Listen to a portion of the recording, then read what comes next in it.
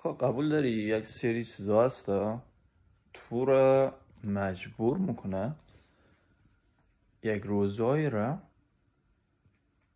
جلوی پایت میگذارم که دیگه تو اونجا دیگه واقعا باید تصمیم بگیری که عوض شوی. تصمیم دیگه اونجا زمان عوض شدنه. توجهی؟ دیگه اگه اونجا عوض نشدی به نظر من خداوند دیگه نمیه دوباره بگذر تو. توجهی؟ پس همه سختی ها آمده، همه از این احساسات، همه از این دغدغه ها، موانع که وجود داره آمده تا تو را تا در تو بویه که اینجا زمانیه که چو خود را جمع جور کنی و فوکوس خورا تمرکز خورا بگذاری روی چیزی، روی چیزی که لازمه. یادداشت کو اولویت تو چیه؟ اولویت اول از تو یک، اولویت دوم،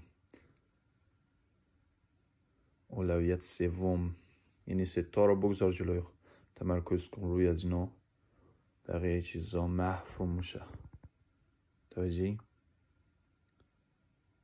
پس یادت باشه این سختی ها آمده، دغدغه ها آمده تا تو را در یک جای خوب برسانه، راهنمایی کنه تا از اینها عبور کنی با قدرت. اگر کمر خم کنی و غمگین بشی، گریه کنی، پشت از او داستان رو بگیری و گم شوی توی از او داستان، دیگه رفتی که رفتی.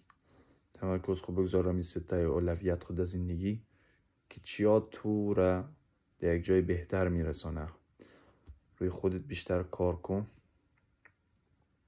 و سعی به پیشرفت کن. حاشیه ها رو بگذار کنار، تنبلی رو بگذار کنار، تصمیم رو جدی کن.